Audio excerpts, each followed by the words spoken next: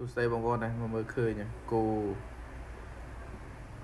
រាប់រយក្បាលបងប្អូនណាគាត់ស្ទះផ្លូវគាត់ចំច្រើនបងប្អូនសើតែមេពូជបាទឃើញកូនប្រឡែងហើយរត់ពេញដល់បងប្អូនបាទនេះបើសិនជាបងប្អូនប្រជាពលរដ្ឋរបស់យើងគាត់មកតេស្តបានចំតែ4 5 4 5បងប្អូនមួយឆ្នាំបាន4 5លានអញ្ចឹងណាបងប្អូនក្រៅពីធ្វើស្រែចម្ការប្រមូលផលសម្បើស្រូវអីហ្នឹងបងប្អូនយើងចិញ្ចឹមបន្ថែមទៀតទៅបាទជាចំណូលមួយដែរបាទហើយដូចនេះខាងបងប្អូនយើងគាត់ចិញ្ចឹម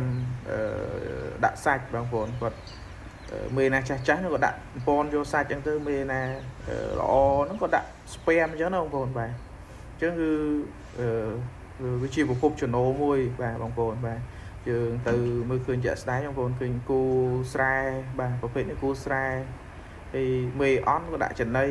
កូនល្អក៏ដាក់បែកផ្សេងអញ្ចឹងណាបងប្អូនបាទនេះគឺជាប្រភពចំណូលមួយបាទសម្រាប់បងប្អូនរបស់យើងដែរ